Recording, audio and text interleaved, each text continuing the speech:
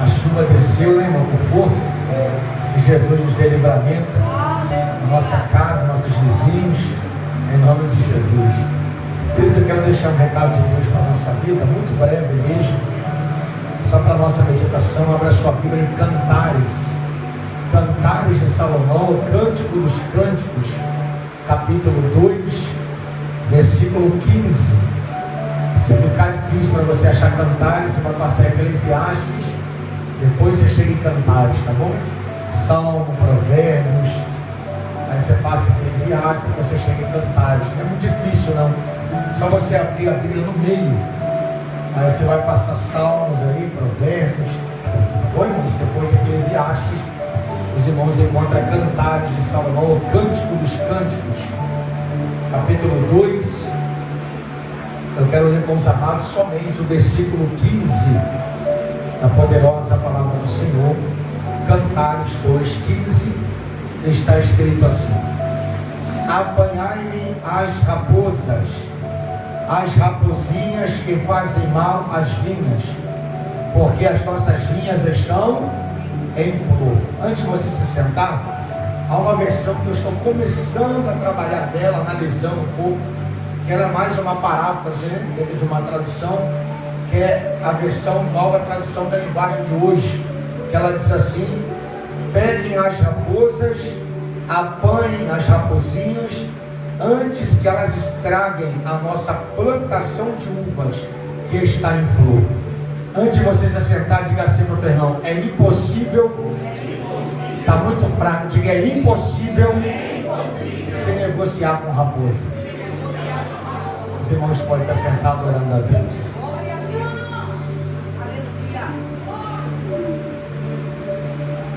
Queridos, esse texto ele é muito interessante porque fala de uma plantação de vinhas. E essa plantação de vinhas, ela está prestes a praticamente a ser destruídas pelo pequeno animal pequeno pombo chamado raposa. Na verdade, os plantadores de uvas, ou parreiras, ou os viticultores, ou os trabalhadores da vinha, eles tinham uma grande recomendação, não somente das famílias, mas principalmente do Deus de Israel.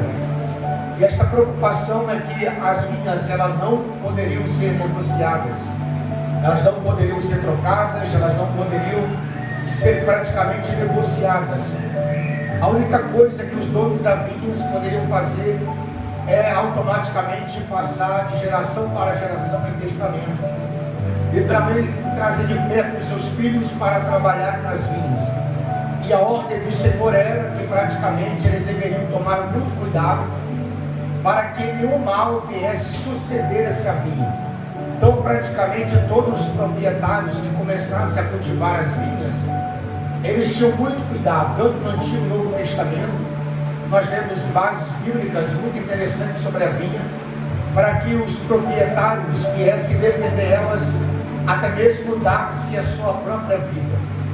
Haja vista que Jesus fala sobre uma parábola em Mateus capítulo 21, versículo 28 e 29, quando um homem não só que tem uma vinha, mas convida os seus 2 filhos para trabalharem na vinha. Então praticamente quem tem uma vinha, eles praticamente davam toda a sua vida, toda a trajetória da sua vida por amor a esta vinha que estava sendo cultivada. Após o processo do inverno dentro da Palestina, chegava o processo que as vinhas davam os seus primeiros sinais que a colheita seria muito poderosa. Por isso que a amada, dentro desse texto, representando, está dizendo que a preocupação é que as raposas, elas já estavam entrando nas vinhas. E o que mais me chama a atenção é que elas estão se aproximando quando estão dando início da etapa, dizendo que a plantação, o início da colheita será muito poderosa. E tanto no Antigo Testamento, Deus vai avisar o povo de Israel que não só iria aparecer inimigos físicos, mas também tinha 2 grandes inimigos dentro da vinha que todos os viticultores tomavam muito cuidado. Os irmãos bem sabem que logo de cara o primeiro inimigo que aparece praticamente como inimigo homem, se falando, fisicamente falando, os irmãos conhecem o texto que é chamado Acabe. Acabe, os irmãos sabem que ele era apaixonado não somente por vinhas, mas também era apaixonado por hortas. E a Bíblia diz que há uma vinha colada no seu palácio. E esta vinha tinha um proprietário, que essa vinha já havia passado de 4 gerações. Essa vinha foi entregue a Nabote em testamento, mas a Bíblia diz que Acabe faz uma proposta para ele. Esta proposta é muito boa, essa proposta é valiosa, essa proposta é poderosa, porque Acabe diz para Nabote: dá-me a tua vinha ou vende-me a tua vinha, porque eu te darei a vinha que você pode comprar o que você quiser, porque eu quero transformar esta vinha numa grande horta. Na verdade, a proposta que Acabe faz para Nabote é muito valiosa. Nabote poderia entregá-la, mas Nabote sabe que primeiro ele iria ferir o princípio dentro da lei de Moisés, e segundo iria ferir um princípio básico, educacional, não somente socioeconômico, mas também iria ferir a tradição da sua família. Então Nabote prefere entregar a sua vida, Nabote prefere morrer, porque na Mesopotâmia antiga, os homens que trabalhavam na vinha dentro do Oriente Médio, eles entregavam o seu corpo, a sua vida, mas não entregavam a vinha. Eles não vendiam a vinha porque sabiam do valor que a sua família e do que passaria de geração em geração para conquistar aquela vinha. Então a Bíblia diz que Nabote, ele vai morrer, porque até mesmo Acabe e Jezabel faz uma trama terrível, uma testemunha acusativa para poder mentir contra o seu respeito, e a Bíblia diz que mataram Nabote. Até então que Deus vai sentenciar Nabote, vai sentenciar Acabe, perdão, e vai sentenciar também a rainha Jezabel pelo sangue que eles cometeram, ou vão pagar o preço pelo sangue que eles derramaram em terra. Mas o que me chama a atenção no texto não é simplesmente Nabote se levantar para transformar, Acabe se transformar, ou querer a horta de Nabote. Mas existem 2 textos do Antigo Testamento. Eu quero mostrar para os irmãos como as vinhas não somente eram estrategistas no sentido espiritual, físico e também moral, mas no sentido que era muito cuidadoso. Por exemplo, o homem que tinha uma vinha, ele não só colocava muros ao redor, além dos muros, colocava portas, não só muros e portas, mas dentro das vinhas. Se os irmãos estudarem ali, os irmãos vão perceber que também haviam torres. Essas torres, ela era de altos e baixos. O homem que ficava na parte de cima, ele ficava com tipo de uma flecha na mão, e esta flecha atingia ou o animal na testa, ou o animal na barriga. Vou explicar para que os irmãos entendam. 2 inimigos reais das vinhas no Oriente Médio era o javali selvagem e também a raposa, como nós lemos em Cantares capítulo 2, versículo 15. Aonde eu quero chegar com os irmãos é que o Salmo 80, comparado a Israel com uma vinha tirada do Egito, o Salmo 82 está dizendo assim: o javali selvagem, ou o porco selvagem, o porco silvestre, ele adentra a vinha e devasta a vinha.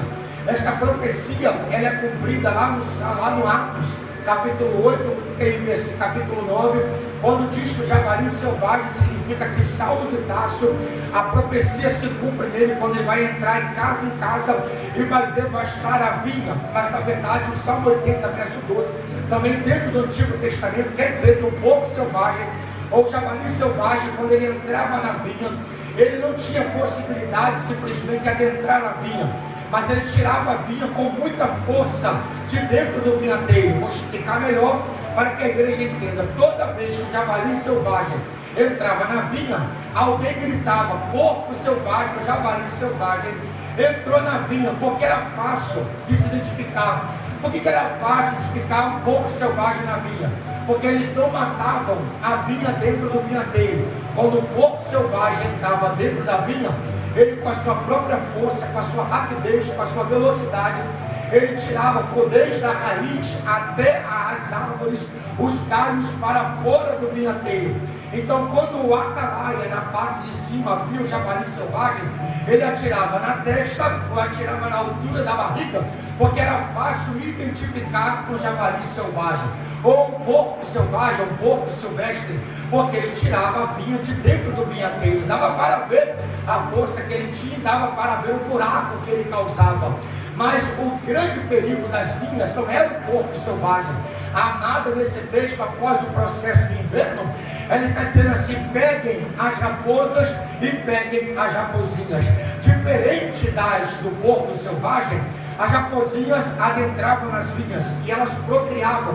E quando elas procriavam, o doutor chamado Russell Norman Shankly, ele vai dizer que não faziam parte da cadeia alimentar da raposa destruir as vinhas, mas como elas são estrategistas dentro do seu esconderijo, ela cavava um buraco muito profundo e ela começava a nutrir as raízes das vinhas, porque as vinhas tinham os dois tipos de raízes, aquelas que cresciam para baixo e aquelas que se entrelaçavam para a parte de cima de uma forma horizontal. Como a raposa cavava para até mesmo ou esconder os seus filhotes, ou para se esconder dos seus predadores, ela começava a matar as vinhas, não de cima para baixo, mas de baixo para cima. Quando elas começavam a matar de baixo para cima, o dono da vinha, quando chegava o tempo da colheita, ele poderia perceber: tem algo de errado dentro desta vinha, porque é normal o javali selvagem adentrar, arrancar da raiz e tirar a vinha para o lado de fora, mas a raposa não tem esta força. A raposa é um animal de 90 centímetros aproximadamente. E qual a estratégia da raposa? Não é tirar a vinha dentro do vinhateiro. A estratégia da raposa é matar a vinha dentro do vinhateiro. E talvez dentro de uma tipologia bíblica, os irmãos não estão entendendo como o nosso adversário está trabalhando dentro de uma sagacidade. Eu sei que Satanás trabalha como um porco selvagem, porque a atitude dele é tirar a gente da igreja, é tirar a gente que está na presença dele. Mas já parou para analisar que a preocupação dele não é mais tirar crente da igreja, não é mais tirar crente da presença de Deus, é colocar vinha morta dentro do vinhateiro, porque vinha morta do vinhateiro. É por isso que está acontecendo muitas das coisas em nosso meio. Eu estou dizendo, é uma bagunça, não estou generalizando. Às vezes crente que não dá mais glória a Deus, crente que não tem força mais para dar aleluia, crente que não vem mais com propósito para adorar a Deus. Às vezes espera do líder, do pastor, do pregador, espera daquele que foi convidado, espera de alguma coisa. Então a raposa, ela quando adentra a vinha, ela não só mata, mas quando ela vai procriando, ela vai matando as vinhas dentro do vinhateiro. E quando o proprietário chega, já é tarde demais. Por que eu disse que é impossível negociar com a raposa? Porque aonde a raposa chega, ou ela mata, ou ela destrói, ou ela acaba com tudo. Eu não sei como você entrou aqui esta noite, irmão. A palavra é muito simples que eu quero pregar, mas chamando a atenção da igreja. Não dá para abraçar a raposa. Ela tem aparência bonita, ela chega com aparência que não tem de amigo, tem aparência de cara e praticamente de ovelha, que não tem ofensividade, mas quando ela chega numa vinha, ela diz: é agora que eu vou destruir.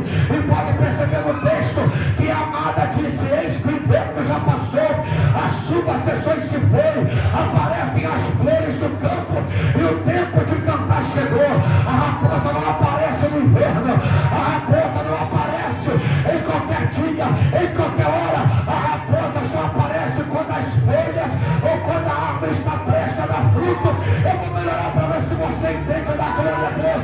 Você não parou para entender. O nível da tua prova aumentou, o nível da tua dor aumentou. Eita, glória, a crise de ansiedade aumentou, a crise de depressão aumentou. É Satanás dizendo: eu não mato ele lá fora, mas quero ele morto dentro da igreja. Mas eu vim como profeta esta noite para dizer que esta igreja vai virar uma caçadora de raposa. Eita, eita, os Satanás está dizendo: eles estão me esperando como javali selvagem, mas eu estou entrando como raposa. Mas esta noite, para esta igreja, para a minha vida, para a tua vida, Deus vai te dar discernimento espiritual.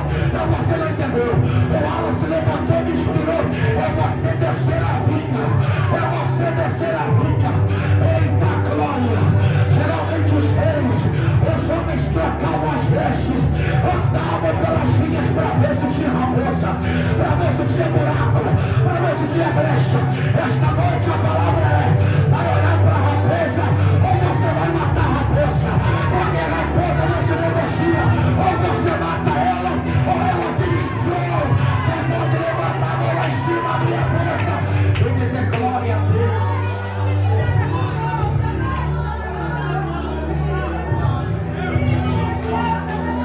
Pega na mão desse crente que está do seu lado, por favor.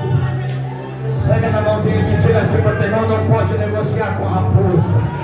Diga para o teu irmão, raposa pode significar tudo aquilo que está destruindo o teu relacionamento com Deus. Eita, talvez você não ora mais como antes. Talvez a leitura bíblica já não é mais como antes. Talvez a sede, a fome. Eita, glória! É por isso que eu entendi, pastor Nilson, com todo respeito, pegando resposta à sua palavra. É por isso que antes de multiplicar o azeite, Deus fechou a porta. Porque não existe multiplicação em público sem Deus fechar a porta antes. Qual o problema da minha geração? É mostrar o azeite multiplicado falso. É mostrar o chapuzeiro bravo que não presta. E por que Deus vai fechar a porta? Porque fechando a porta que o azeite vem na originalidade.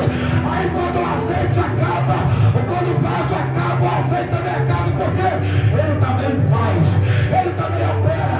É por isso que o Senhor está dizendo: eu fechei a porta para quê? Para buscar mais. Eu fechei a porta para quê? Para orar mais. Eu fechei a porta para quê? Não é fazer pregação somente quando vai pregar. Não é somente cantar quando vai cantar. Existe algo por trás que a raposa quer matar e que a igreja está prejudicada.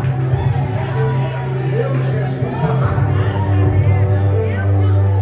estou sentindo uma presença extraordinária. Pode baixar só um pouquinho o fundo, barulho, não pode deixar mais só baixinho.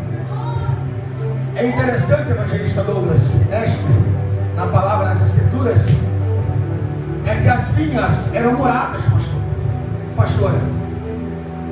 Lembra do texto de Neemias, capítulo 4, verso 8, verso 9?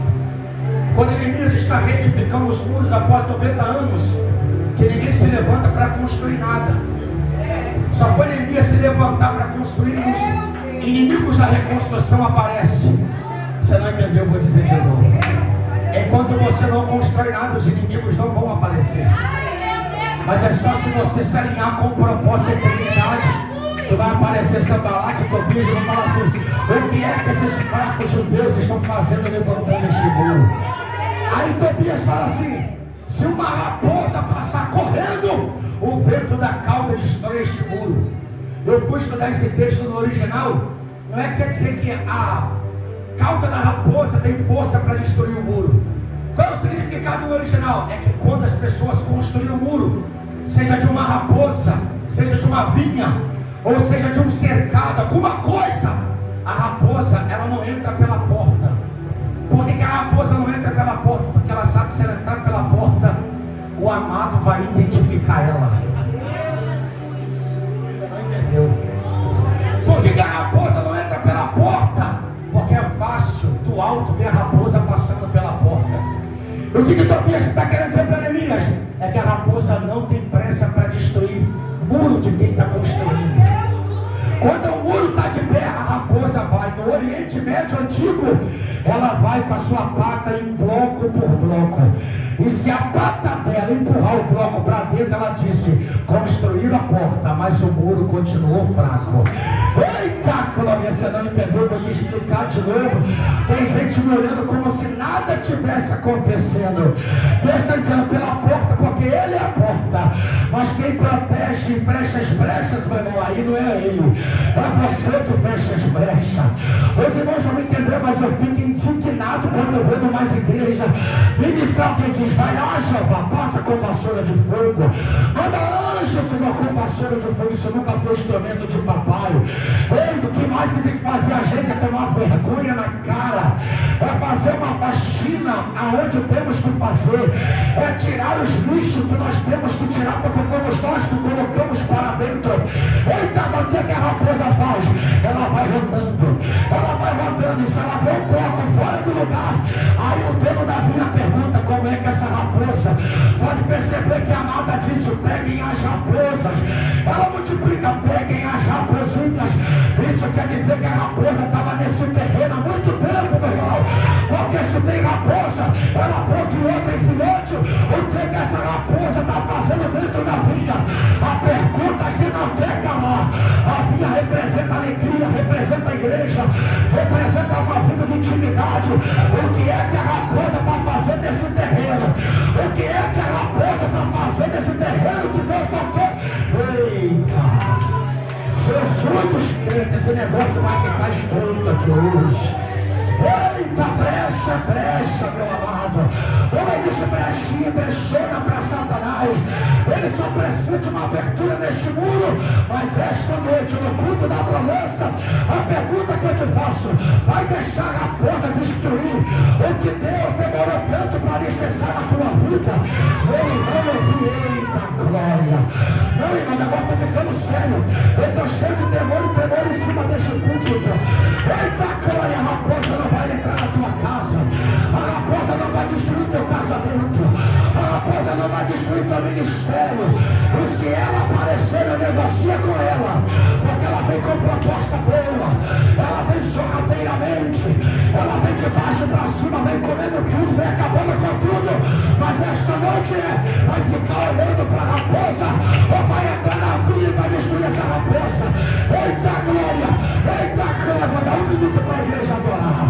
Há uma presença de Deus aqui esta noite. Eu sei que a igreja está me entendendo, porque essa igreja é muito inteligente. A raposa e raposinha, ela tem que ser destruída, senão vai fazer mal à vinha. É por isso que o evangelho está banalizado. Tem muita raposa e machinheiro, mas esta noite Deus vai nos dar graça. Quem pega esta palavra toda,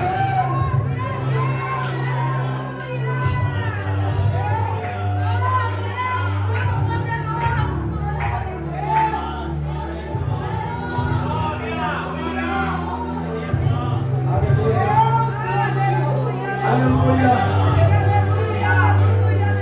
Eu vou finalizar. Os amados sabem que o ápice da colheita, o ápice das uvas, o ápice da colheita é quando chegava o tempo do lagar. Os irmãos sabem que o lagar era algo subterrâneo e havia uma canaleta na sua extremidade para que o vinho viesse sair ou viesse ser extraído. O ápice da colheita é quando havia os cânticos. O mestre dos pregadores chamado Spurgeon vai dizer que dentro da colheita eles cantavam o Salmo 113 até o Salmo 118, porque eles agradeciam a Deus pela grande validação da colheita. Eles agradeciam ao Senhor porque Deus abriu os céus e fez com que a primeira e a última chuva caísse na terra. Mas quando chegava no tempo da colheita, as mulheres levantavam um pouco a barra da saia até os joelhos, amarravam. Os homens que tinham vestes longas amarravam também as suas vestes e pisavam dentro do lagar as uvas e começavam a cantar, a salmodiar, a celebrar a Deus o motivo do agradecimento da colheita. A pergunta que eu te faço: se a raposa continuasse dentro desta vinha, os lagares estariam vazios. Não, você não está entendendo. O que era o lagar? Era onde as pessoas trabalhavam com as uvas. E era extremamente um lugar estreito, apertado. Mas apesar de ser um lugar apertado, estreito, de quase 2 metros e 5 aproximadamente, é um lugar muito apertado. Por isso que quando Gideão malhava o trigo no lagar, não tinha espaço para jogar o trigo para o alto. Ele se colocava de joelho ou sentado, e dentro de uma espécie subterrânea, de uma cova, ele batia feixe por feixe. E a Bíblia diz que o anjo olhava para ele para ver como ele trabalhava para salvar o trigo da sua família. Aí você não entende, Juízes capítulo 6, versículo 11, por que Deus chama Gideão de varão valoroso? É porque no meio da crise, na prova, Gideão está sentado de joelho, pegando feixe por feixe, e diz: se eu ir para a eira e jogar o trigo, os amalequitas vêm, mas eu mudei a estratégia, fico no lagar malhando o trigo, mas não perco o trigo da minha família para ninguém. Voltando para o texto para ver que você entende, se as raposas não saíssem da vinha, não teria lagares cheios, não teria vinho para o templo, não teria vinho para o sacerdote, não teria vinho para o sacrifício, não teria vinho para a comercialização. Eita glória! A mensagem era: o povo está falido porque a videira mentiu concernente ao seu fruto. Mas eu vi como a palavra de Deus esta noite, que os teus lagares não ficarão vazios. Eita glória! Os teus lagares não ficarão vazios. Irmãos, eu estou debaixo de uma autoridade, eu estou debaixo de uma unção colheita.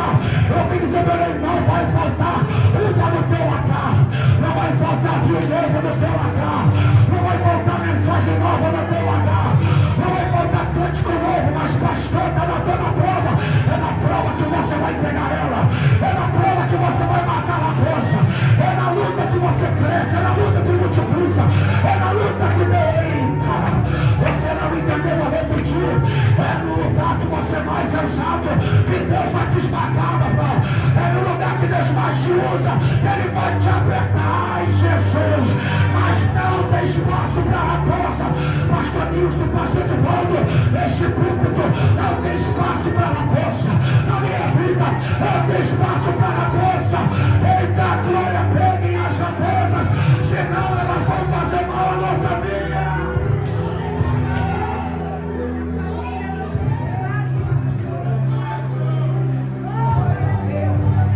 Você pode me ajudar a pregar?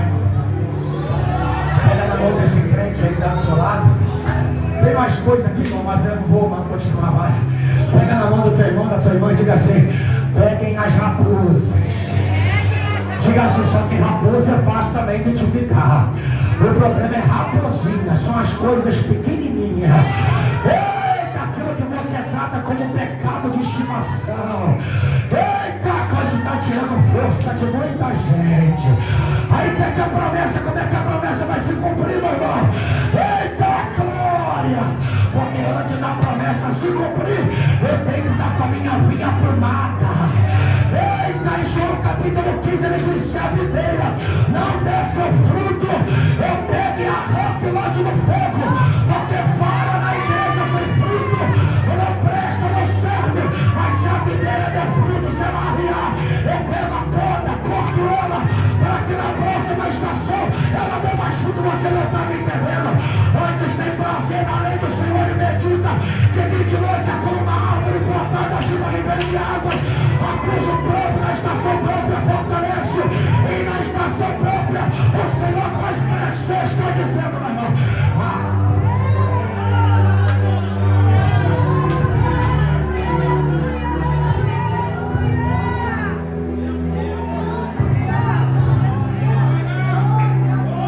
Eita! Você pode levantar suas mãos e adorar? Tem alguém vivo aí? Você pode adorar por um minuto. Não é que não tem mais mensagem aqui, porque a hora foi embora. Eu ia pregar sobre os 3 ataques da raposa: perseguição, infiltração e distração. Mas esta noite ela cai por terra. Ela pode vir na perseguição, ela cai. Ela pode vir na infiltração, ela cai. Ela pode vir na distração, ela cai. Porque esta igreja é viva, você é vivo. Oh glória, oh glória. Só que para matar a raposa não é com o nariz empinado, não é de terno e gravata, sai até o pé. Como é que mata a raposa? É oração, é jejum, é palavra, é doutrina. Ai meu Pai, quem vai abrir a boca para dar glória? Entra nesse mistério comigo, profeta. Entra nesse mistério comigo, vaso. Abre a boca para dar glória a Deus. Irmão, só Deus sabe como eu cheguei até aqui. A minha esposa está lá acamada, uma depressão que só Deus sabe. Perdeu a mãe, perdeu a irmã. Eu tenho um filho autista, grau 2, normal. E Satanás diz: Douglas, ainda teme a Deus, eu entendo. Eu glorifico porque ainda que a figueira não floresça, ainda que não haja barulho da noite, ainda que a oliveira limpa, ainda que as vacas dos currais sejam arrebatadas, eu me alegrarei no Senhor. Mas eu creio que quando eu chegar em casa, Jesus está colado, libertando o seu olho. Ah, Pai, ai, a minha boca. A terra está tensa, mas a vitória é certa. A terra está travada, mas a vitória é certa. Só quem está comigo nesta palavra, reage, reage. Esta vinha, desce, desce, desce, desce. Desce essa vinha. Mata essa raposa. Mata essa raposa. Mata essa raposa. Mata essa raposa.